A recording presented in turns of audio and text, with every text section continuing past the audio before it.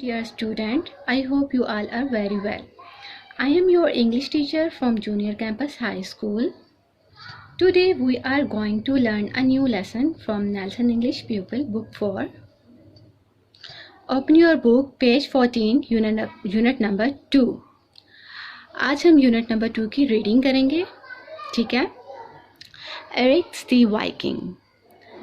This is the beginnings of a tale of a Viking warriors who lived hundreds and hundreds of years ago. His name was Eric. His ship was called Golden Dragon, and its figurehead was a fierce monster covered out of wood and covered in gold leaf. ये Viking warrior की story है जो कई सालों तक रहा। उसका नाम एरिक था, उसकी शिप का नाम गोल्डन ड्रैगन था, ठीक है? ये देखें डियर स्टूडेंट्स, उसके गोल्डन ड्रैगन पर एक फियर्स मॉन्स्टर बना हुआ है, ये ठीक है, जो कि वुडन से कर्व्ड ऊपर आकर गोल्ड लीफ से कवर्ड है, ठीक है? ये उसकी शिप थी। One day Eric said to his wife, Eric ने एक दिन अपनी बीवी से कहा, I must find the land where the sun goes at night. मैं वो सरजमीन ज़रूर ढूंढूंगा जहाँ पे रात के टाइम सूरज जाता है। बट हिज वाइफ रिप्लाइड, लेकिन उसकी बीवी ने उसको जवाब दिया, no one has ever been to that far country and of those who have tried few have ever returned. उसने कहा कि ऐसा कोई भी नहीं कर सका इस कंट्री में दूर दूर तक, और बहुत से कम लोगों ने ऐसा करने की कोशिश की और जो वापस आए, ऐसे लोग बहुत कम थे। You are right said Eric, Eric ने कहा कि तुम बिल्कुल ठीक कह रही हो। But until I have sought that distant land I shall never sleep in my bed again. मैं उस वक़्त तक नहीं सोऊंगा जब तक कि मैं ऐसी सरजमीन को देख नहीं लूँगा। So he called his son who was 15 years old and told him he must guard their home by day and night. फिर वो अपने बेटे के पास गया जो कि 15 साल का था। उसने अपने बेटे से कहा कि तुम्हें रात और दिन के लिए अपने घर की हिफाजत करनी होगी। Then he took his sword, फिर उसने अपनी तलवार उठाई, which was called blue blade, जिसका नाम ब्लू ब्लेड था, ये उसकी तलवार का नाम था। Stepped on board golden dragon पर बैठ गया, and sailed off towards the setting sun, और जहाँ सूरज गरूब हो रहा था उस तरफ का उसने सफ़र शुरू कर दिया। That night they sailed on far from land, उस रात वो ज़मीन से बहुत दूर निकल गए। And Eric stood at the helm of Golden Dragon.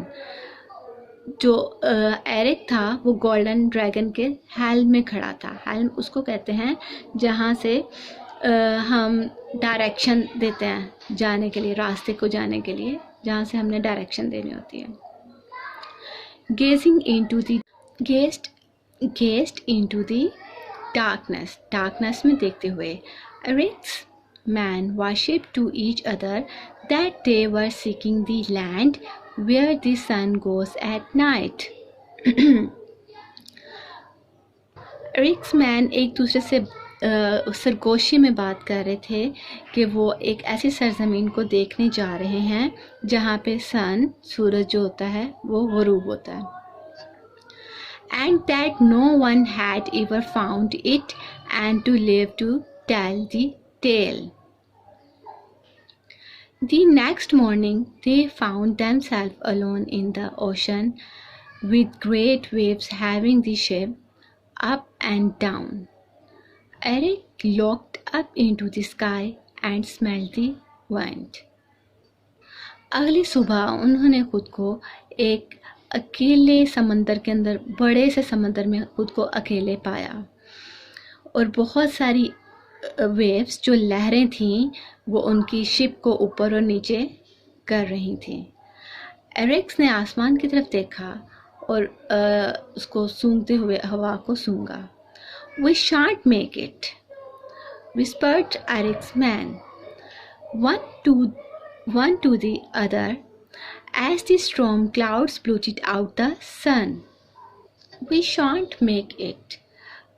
उनका मतलब था कि जो चीज़ हम सर्च आउट करने आए हैं हम वो नहीं मिल पाई। ठीक है, उन्होंने जो एरिक्स मैन थे उन्होंने एक दूसरे से सरगोशी की क्योंकि वहाँ पे एक तूफान आ चुका था बादलों का और उसने सूरज को अच्छी तरह से ढांप लिया था। We will be wrecked at sea.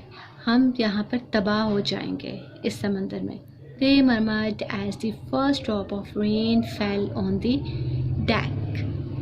जैसे ही बारिश का पहला कतरा पड़ा वो आपस में एक दूसरे से ऐसे बुड़बुड़ाहट में बात करने लगे। That's land, called Eric. Eric ने कहा कि वहाँ ज़मीन है। Take down the sail. इसको चलाना स्टार्ट करें। We will have to row it for.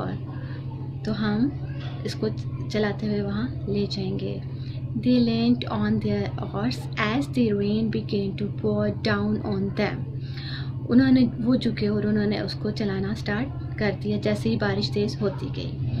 And the speck of land on the horizon got bigger as the skies got darker and the sea grew rougher. ऐसा हुआ कि उन्हें लग रहा था कि जैसे समंदर बहुत बड़ा फैल गया है ज़मीन, और ज़मीन का जो किनारा आसमान से मिलता है वो बहुत ज़्यादा वो हो गया है क्योंकि डार्कनेस बहुत ज़्यादा हो गई थी। आसमान जो था वो बिल्कुल अंधेरे में डूब गया था। आसमान अंधेरे में डूब गया था और जो समंदर था उसकी जो लहरें थी वो बहुत ज़्यादा बिखर गई थी। But they rowed with all their might and main.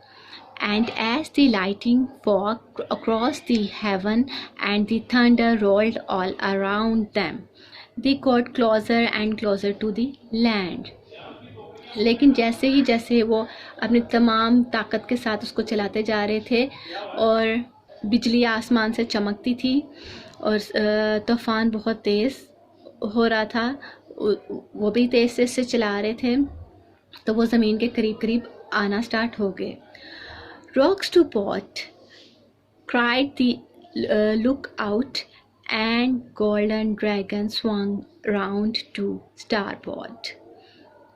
Port कहते हैं लेफ्ट साइड से शिप जब फॉरवर्ड होती है, ठीक है, एंड स्टारबोर्ड राइट साइड से जब शिप फॉरवर्ड होती है, ठीक है। तो क्या हो रहा था, शिप गोल गोल झूले की तरह घूमने लग गई। Rock to starboard, cried the lookout, and golden dragon swung back to the port again. ठीक है, तो जो गोल्डन ड्रैगन थी वो आउट ऑफ कंट्रोल हो चुकी थी, तो वो तूफान की ज़द पर आकर गोल गोल घूम रही थी। ये देखें नेक्स्ट पेज पर उन्होंने एक उसकी झलक दी हुई है कि जब गोल्डन ड्रैगन तूफान की ज़द में आ गई तो वो कैसे गोल गोल घूम रही थी। लुक एट अहेड, आगे की तरफ देखो, cried Eric, and the golden monster on the helm scraped against the rocks as the sea dragged them down and then threw them up again. जो शिप का गोल्डन मॉन्स्टर होता है ना, वो रॉक्स, सी में जो रॉक्स होती हैं उनसे जाके टकराता है और उनको अंदर की तरफ फेंक देता है। We have had it now, cried Eric's man on to one to the other, and they shut their eyes. जैसे वो उसके साथ टकराते हैं ना तो वो सब अपनी आइज़ जो होती हैं वो बंद कर लेते हैं। Keep roaring, cried Eric. Eric कहते चलाते जाएं। And she screeched the ship between the rocks and the boiling sea until all at once they found themselves in a deep gorge. वो शिप को चट्टानों से चलाता हुआ आगे, यहाँ बॉइलिंग वाटर, यहाँ बॉइलिंग सी से मुराद खोलता हुआ जोश खाता हुआ समंदर का पानी है, ठीक है, वहाँ से उसको ले जाता हुआ they found themselves in a deep gorge, तो उनको एक चट्टानी खाड़ी तक ले जाता है। ठीक है। One by one Eric's man open their eyes, एक एक करके जो एरिक्स मैन होते हैं वो अपनी आंखें खोलते हैं। The rain still poured down on them and the lightning lit up the wild rocks above them, तो जो रॉक उनके ऊपर होती है, बारिश का पानी और जो बिजली उसके ऊपर चमक रही होती है। बट द वाटर वॉज कॉल्म, लेकिन क्योंकि अब वो एक चट्टान के नीचे आ चुके होते हैं, रॉक के नीचे आ चुके होते हैं, तो वहाँ पे जो पानी होता है वो साकिन होता है। एंड दे वर सेफ, और वो सब महफूज होते हैं। ठीक है, आज की हमारी ये स्टोरी थी। आई होप कि आपको समझ आ गई होगी। कुछ वर्ड्स मैं अंडरलाइन आपके करवा रही हूँ जिनका आपने डिक्शनरी वर्क करना है। ठीक है, यूनिट 1 के भी कुछ बच्चों ने डिक्शनरी वर्क नहीं किया हुआ था, लेकिन आपने इन यूनिट्स का डिक्शनरी वर्क करना है। ठीक है, यूनिट 2 के जो वर्ड्स मैं अंडरलाइन करवा रही हूँ वो आप लोग नोट कर लें अच्छी तरह से। जी, तो डियर स्टूडेंट, इस पेज पर जो वर्ड आप लोगों ने जिनके आपने डिक्शनरी वर्क करने हैं वो है मॉन्स्टर। ठीक है, मॉन्स्टर। उसके बाद है साउथ। नेक्स्ट है हमारे पास विस्पर्ड। ठीक है, नेक्स्ट जो हमारा वर्ड है वो है स्ट्रॉन्ग, विकट, ममर्ट, हॉरिजॉन, रफर। जी, तो अब नेक्स्ट पेज पर हमारे पास वर्ड है फॉग, स्वंक, अहेड, स्क्रैप्ड, रोअरिंग। इनके आपने डिक्शनरी वर्क ज़रूर करना है। इसके अलावा हमारे पेज नंबर 14 पे ग्लोसरी वर्ड्स हैं। ग्लोसरी वर्ड्स होते हैं, ये वर्ड्स होते हैं और उनके मीनिंग्स होते हैं। ये आप लोगों ने अच्छी तरह से लर्न करना है। Help, where the ship is street from.